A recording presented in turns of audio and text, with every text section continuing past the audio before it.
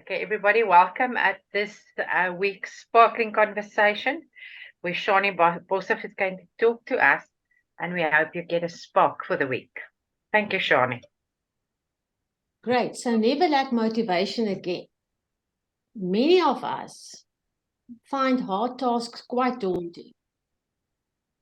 And then we make excuses and we postpone them, or we just don't do the hard tasks. But however, if we perhaps have a financial award at the end of the task, or if there's a career goal that comes to the fore, or if there's a social purpose, then we might feel compelled to put in the effort. But if there's no nearly immediate or an immediate reward, how do we motivate ourselves? Now let's look at situations where that can occur. Say, for instance, you want to lose weight, or you want to get fit, or you want to save money for a trip or vacation that is a little bit expensive, or you're busy with a long-term project, or perhaps you're busy on a personal journey of growth where you need to instill some new habits.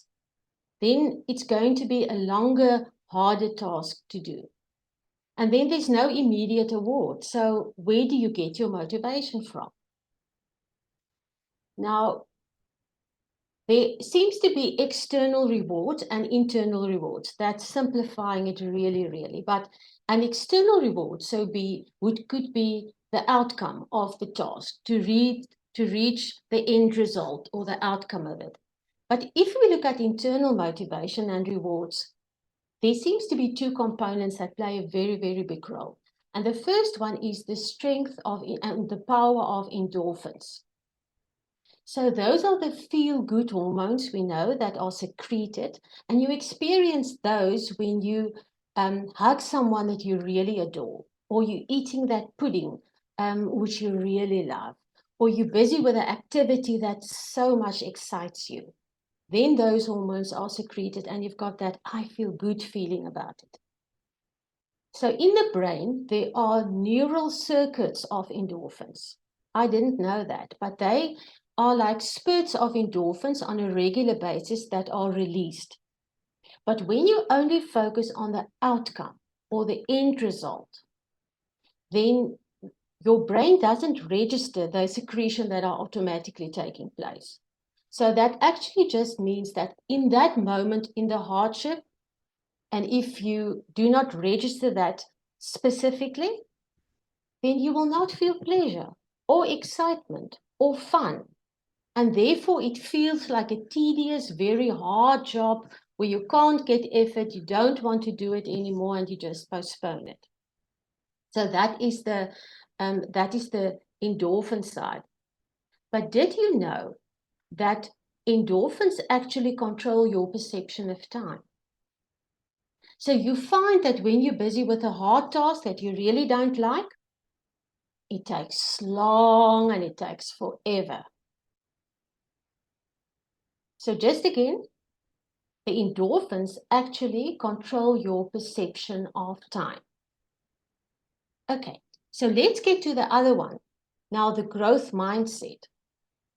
Now, the growth mindset, any kind of mindset, really influences what you think, how you speak, what you experience. And the same happens when you have a mindset where you are telling your brain, I want to grow, I want to learn, but then link it to the endorphins. We all know there's affirmations, I'm going to do this, I'm feeling good, and then you are still not feeling good. But there are ways to cultivate a mindset.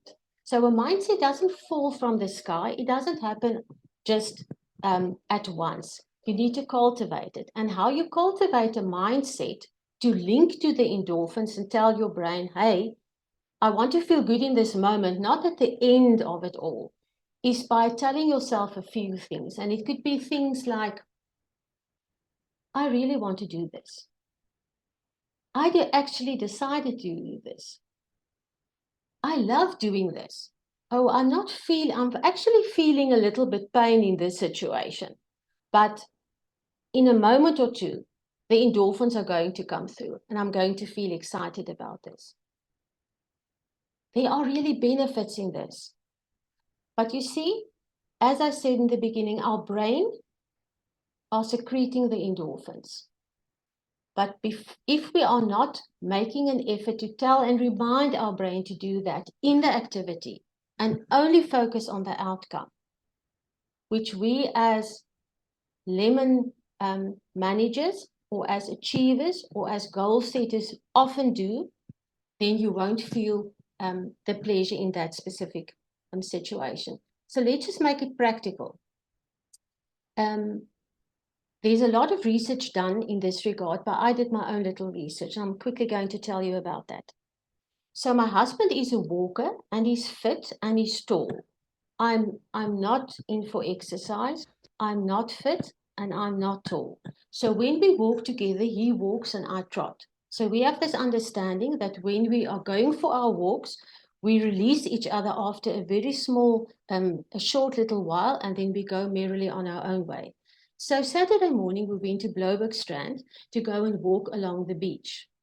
And when I got there, as a achiever and a manager would love to do, I set my goal 2.5 kilometers to that side. I looked where the building is, and there I am starting my journey. And I'm feeling so excited. I've got enough breath that I can sing my worship songs. I love the people. I look at the sea. And to be honest, the wind was at my back. So it was pushing me gently, and I loved walking.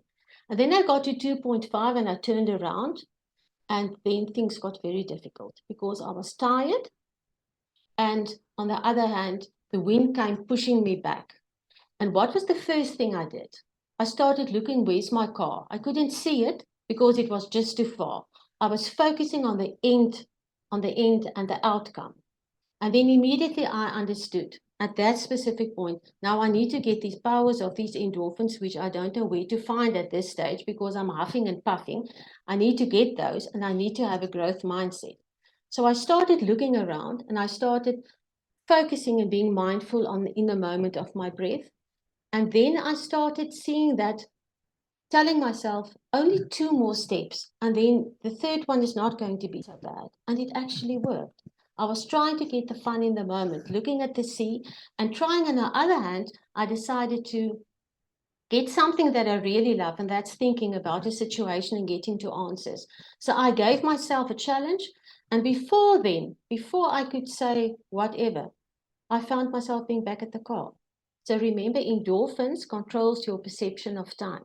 So have you also found at times that the time goes by much more quicker if you get something that you like or love or excite yourself in that specific moment? So to round off at the end, we need to spike the endorphins, not only before we do the activity, like motivating yourself, I'm going to do that. And we need to also not only celebrate it at the end, but we need to do that during the activity. So access the reward through effort and doing. Thank you.